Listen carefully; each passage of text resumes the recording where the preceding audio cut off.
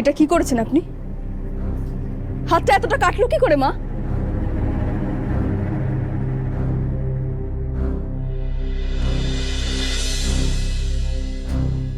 Bleeding হচ্ছে মা, বেশি ব্লিডিং হলে আপনার কিছু একটা হয়ে যেতে পারে, বুঝতে পারছেন না? দেখি দেখি।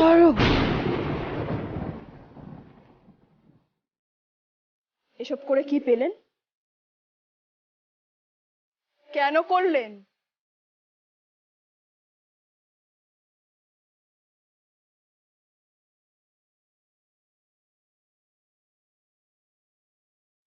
দিদি, বাবা, কোথায় আছেন? তাড়াতাড়ি আসুন।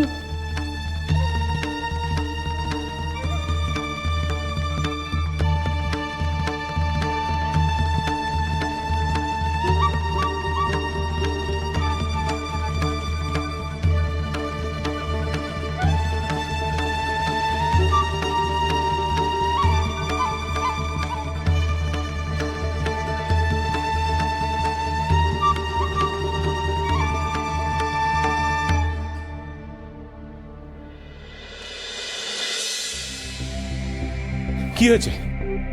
কি হয়েছে শিখা? রেখা? মায়ের কি হয়েছে শিখা? মা সুইসাইড করার চেষ্টা করেছিলেন। কি? সুইসাইড? কি হয়েছে গ্র্যান্ডমা? কিছু হয়নি, গ্র্যান্ডমা একদম ঠিক আছে শোনা। মরে গেল গো, আমার দিদি ভাইটা মরে গেল। মরনি? তুমি চিন্তা করো না দিদি ভাই, সব ঠিক হয়ে যাবে। তুমি একদম চিন্তা করো না দিদি ভাই। তুমি ঠিক হয়ে যাবে গো। বাবা, আমার মনে হয় এক্ষুনি মাকে নার্সিং হোমে দেওয়ার ব্যবস্থা করা উচিত। না দিদি, মায়ের সেরকম বড় কিছু হয়নি, ডাক্তার ডাকলেই ঠিক হয়ে যাবে। আমি যদি ঠিক সময় না আসতাম তাহলে হাসপাতালে নিয়ে গিয়েও মাকে বাঁচানো যেত না। কি হচ্ছেটা কি? না না, কি সব আরম্ভ হয়েছে বাড়িতে? সবার কি মাথা খারাপ হয়ে গেল নাকি? বাবা বাবা প্লিজ, আপনি আপনি এভাবে বলবেন না। দেখুন, বাড়িতে তো রাগারাগি হতেই পারে একে অপরের মধ্যে, তাই না? মায়ের এই অবস্থায় প্লিজ আপনি আর কিছু বলবেন না মাকে। বাবা, আপনি বরং একজন ডাক্তারকে খবর দিন। এখানে ডাক্তার আসাটা এখন সব থেকে বেশি প্রয়োজন।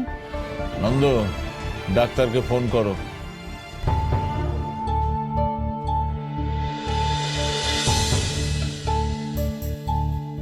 কপাল, এত কায়দা করে সবকিছু করলাম, সেই শিক্ষা এসে বাঁচিয়ে দিল। হরে কৃষ্ণ হরে কৃষ্ণ, যাই ডাক্তারকেই ডাকি।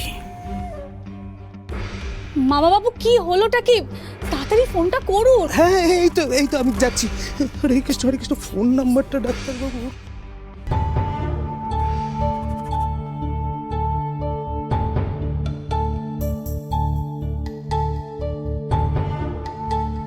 মায়ের যা মানসিক অবস্থা তাতে মা এরকম কাজ করতেই পারেন, কিন্তু ছুরিটা মায়ের হাতে এলো কি করে?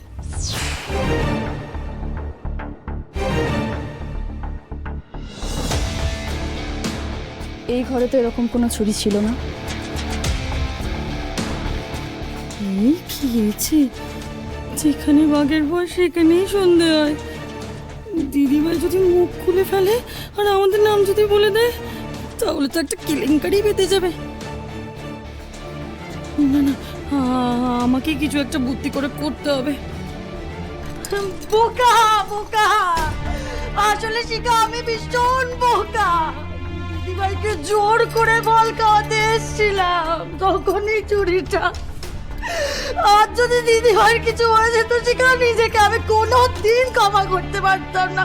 তুমি বিশ্বাস করো, আমি নিজের এত খারাপ লাগছে। হে ভগবান, তুমি আমাকে রক্ষা করো, আমাকে ক্ষমা করো ভগবান, আমাকে ক্ষমা করো। হরে কৃষ্ণ অঞ্জলি। এত জোরে কেউ তোকে সেদিকে তোমাকে তো কেউ দোষ দেয়নি বলো। অনুরাধ হয়তো খাবার নিয়ে এসেছিল, তখনও তো অ্যাক্সিডেন্টটা হতে পারতো কিনা বলো? কৃষ্ণ আমরা কি করে বুঝবো বলো তো যে আমাদের হানা ছুরিতে? দিয়ে এরকম ভাবে নিজের হাত কেটে বসে থাকবে। হরে কৃষ্ণ হরে কৃষ্ণ। চিন্তা করো না, তোমরা কেউ চিন্তা করো না। ডাক্তারকে খবর দিয়েছি, ডাক্তার এক্ষুনি চলে আসবে। হরে কৃষ্ণ।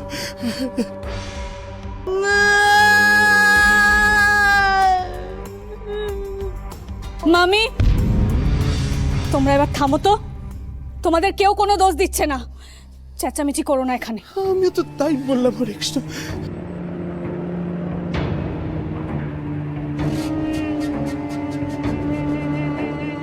ছুরিটা এখানে ভুল করে রেখে গেছিল নাকি?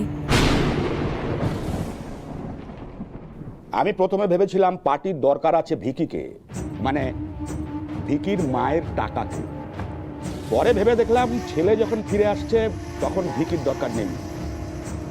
আর এটাও চিন্তা করলাম যে রেখা হয়তো রেগুলার ঝামেলা করতে পারে ওর ছেলেকে যুব সম্প্রদায়ের প্রেসিডেন্ট করার জন্য। আবার শিখাকে দমানোর কথাও ছিল। তাই সবকিছু ভেবে চিনতে 4টে ছেলেকে লাগিয়ে দিলাম ভিকিকে সরানোর জন্য। তারপর থেকেই শিখা যা ঝামেলা শুরু করেছে। আর তার আর কিছু বলতে হবে না উকিলবাবু, এইটুকুই যথেষ্ট, তাই তো? হ্যাঁ হ্যাঁ ঠিক আছে। বাবা, তোমার প্ল্যানটা ভালো ছিল, কিন্তু সমস্যা হচ্ছে ওই শঙ্করদের কাছে তোমার বিরুদ্ধে প্রমাণ আছে। আর এখন শুনলাম ওই খুনিগুলো রাজসাক্ষী হয়ে গেছে। এইটা ঠিক বলেছে অনিমেষ বাবু, আপনার কেসটা কিন্তু নড়বড়ে। উকিল বাবু, রাজনীতি করতে গিয়ে না আমি বহুবার জেল খেটেছি। জেল খাটলে আমাদের গ্ল্যামার বাড়ে। আর জেলখানাকে বাড়ি ঘরদর বানিয়ে নিতে আমার কোনো সমস্যা হয় না, কিন্তু মুশকিল হচ্ছে আন্দোলন করে জেলে গেছি। খুনের কেসে জেলে যাওয়া, এটা আমি কখনো মানতে পারবো না। সবকিছু হয়েছে শিখার জন্যে। তাই শিখাকে সরিয়ে দিতে হবে, শুধু কেস থেকে নয়, পৃথিবী থেকে। আর শিখাকে সরাতে পারলে একা শঙ্কর কত লড়বে? হ্যাঁ, হাসছিস কেন তুই? না, কিছু না। কিন্তু বাবা, শিখাকে সরালে তো হবে না, তাহলে তো শোয়ের গ্ল্যামারটাই নষ্ট হয়ে যাবে। তখন চারপাশে ওই শঙ্কর আর ওই কি ভোলার মতো লোকজন ঘোরাফেরা করবে। তা হয় নাকি? শিখাকে থাকতেই হবে। তার মানে কি বলতে চাইছিস তুই? বাবা, তোমার আমার উপর ভরসা নেই? একটা মেয়ের কাছে আমি হেরে যাব? কখনো না। তুমি জানো, এই শিখার মতো কত মেয়েকে আমি স্যাটেলাইটের মতো চারপাশে ঘোরাই। বাবা, আমার চার্ম কেউ রেজিস্ট করতে পারে না। আমি যেই মেয়েকে টার্গেট করি তাকে আমার আঙুলে নাচাই। শিখা কিন্তু সাধারণ মেয়ে নয় আর্য। এরকম অসাধারণ মেয়েকেই তো বড়শিতে গেঁথে খেলাতে মজা। বেশ, শিখার দায়িত্ব তাহলে তোর। বাবা, তুমি রিল্যাক্স করো। শিখা হচ্ছে যাকে বলে beauty with brains, deadly combination. বলেছিলেন না এখানকার পরিবেশ খুবই গরম, লকআপে কিন্তু ফ্যানও পাবেন না। তুমি দেখো, শিখাকে আমি শিখার মতো করেই মার দেব।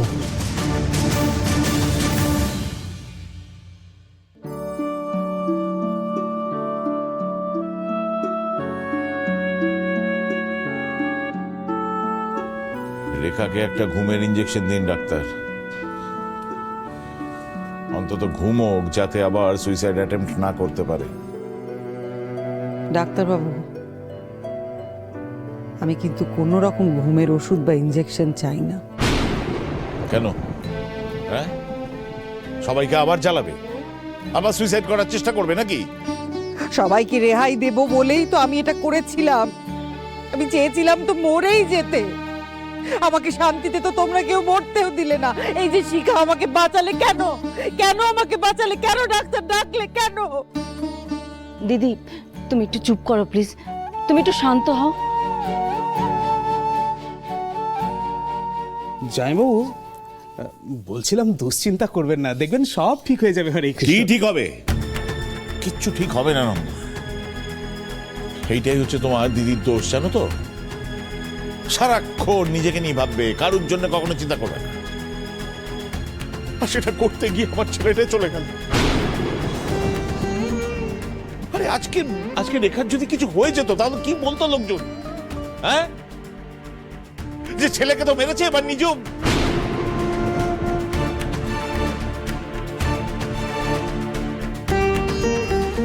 তোমার আর কি, তুমি তো মরে গিয়ে শান্তি পেয়ে যেতে, কিন্তু এই আমরা যারা পড়ে থাকতাম তাদের কি হতো?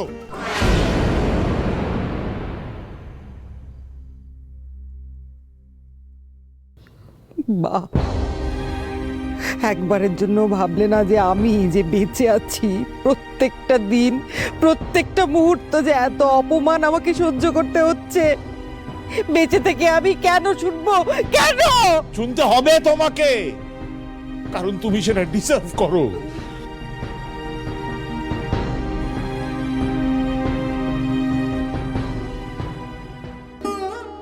গ্র্যান্ডপা, তুমি গ্র্যান্ডমাকে কেন বকছো? তুমি বকো না আমার গ্র্যান্ডমাকে।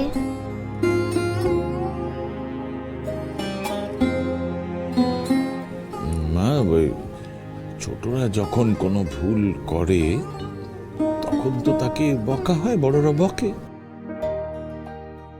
তুমিও তো বকুনি খাও ভুল করে। ঠিক সেরকমই তোমার গ্র্যান্ডমা এখন ছোট্ট হয়ে গেছে, ভুল করেছে, তাই তো আমি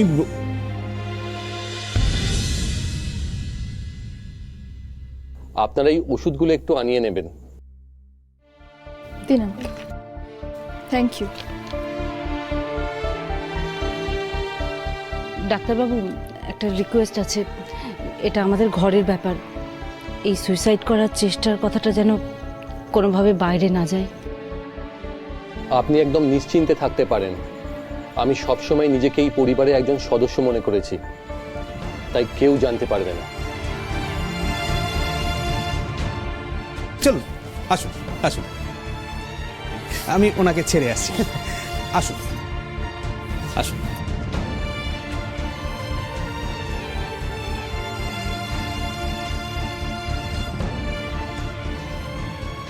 তিতলি, চলো আমরা একটু এবার বাইরে যাই, গ্র্যান্ডমা একটু রেস্ট নেবে তো।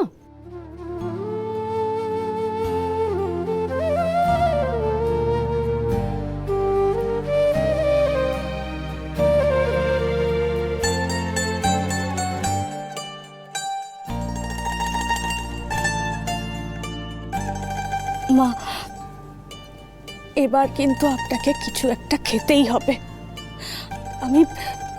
আমি আপনার কোনো কথা শুনবো না। এক্ষুনি কিছু নিয়ে আসছি, কেমন?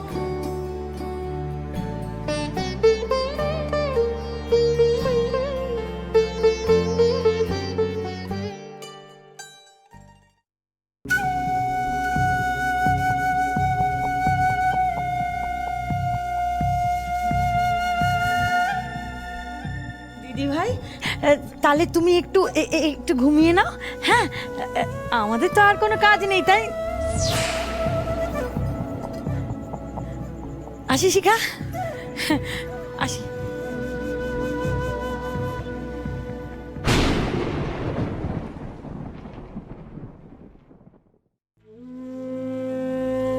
কেমন কপাল আমার দেখলে তো শিখা,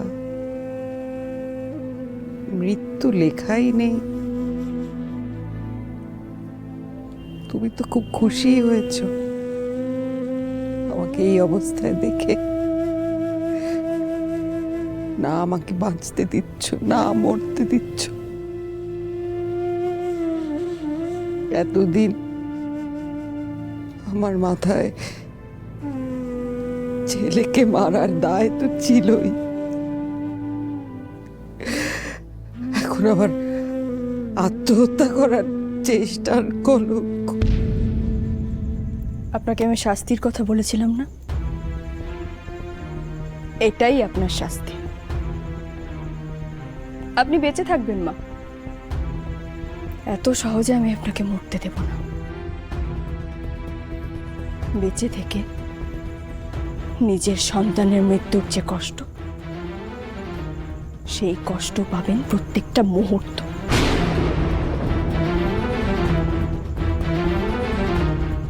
যেভাবে আমি প্রতিটা মুহূর্ত কষ্ট পাচ্ছি। আপনি বেঁচে থাকবেন,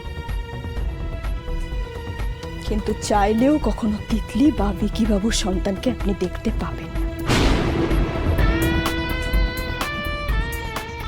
কারণ আমি ওদেরকে নিয়ে অন্য কোথাও চলে যাব, অনেক দূরে কোথাও। সবাই ভাবছে অনিমেষ বাবু দোষী, কিন্তু আমি জানি আসল দোষী আপনি। আপনার লোভ, আপনার লোভই আজকে এই দিনটা আপনাকে দেখালো। আপনার ক্ষমতার লোভের জন্যই আজকে আমাদের এরকম অবস্থা মা। অনিমেষ বাবু তো আপনার হাতের পুতুল ছিল, আমি জানি, সব কিছু জানি আমি।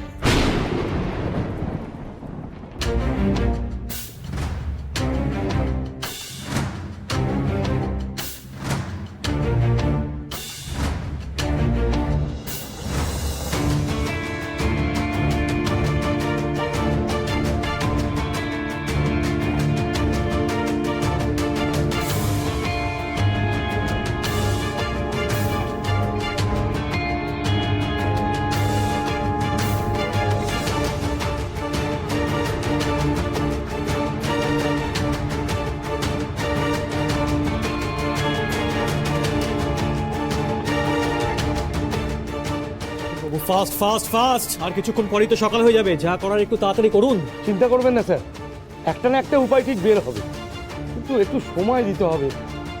আসলে অনিমেষবাবু যেভাবে ফেঁসেছেন তাতে ওনার জামিন পাওয়া খুব মুশকিল। শাট আপ নিখিল বাবু, জামিনটা কিন্তু করাতেই হবে।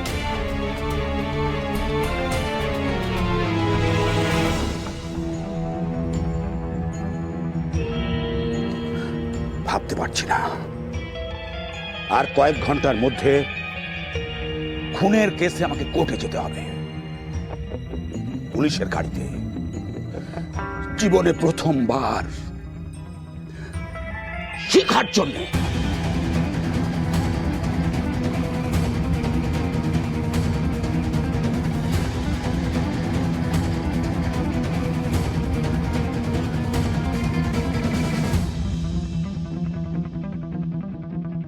আগে বাবাকে বের করি,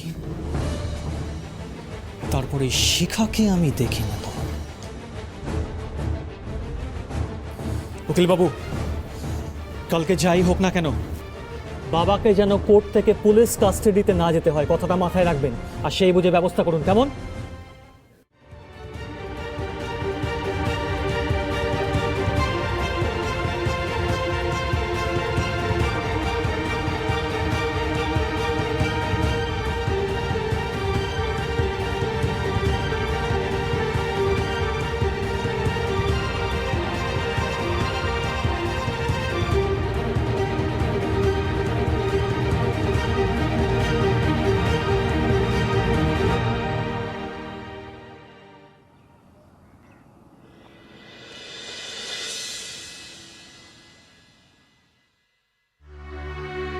পিসেমশাই, হ্যাঁ, good morning. Good morning, very good morning. বলছিলাম যে তোমার সাথে কিছু কথা ছিল, একটু বসো না। না না, বসার সময় নেই, আমি তো এক্ষুনি অফিসে বেরোবো। তুই যাবি না অফিসে? হ্যাঁ পিসেমশাই যাবো, কিন্তু এই কথাগুলো না তোমাকে বলা খুব ইম্পর্টেন্ট। কি কি কথা? এক মিনিট। মা, বাবা, পিসেমশাই এসে গেছেন। কি কি বলবি? এই বাড়িতে আসার পর থেকে ভিকিকে তো মিস করছিলাম, কিন্তু ফ্যামিলির একটা বিষয় খুব মিস করছিলাম।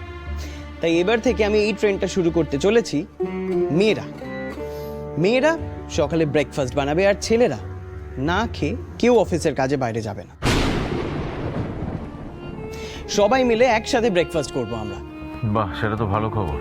আসলে কি বলুন তো জামাইবাবু, দি তো এতদিন আপনার দেখভাল করতো, তা এখন দির যা অবস্থা, দিকেই দেখভাল করতে হচ্ছে।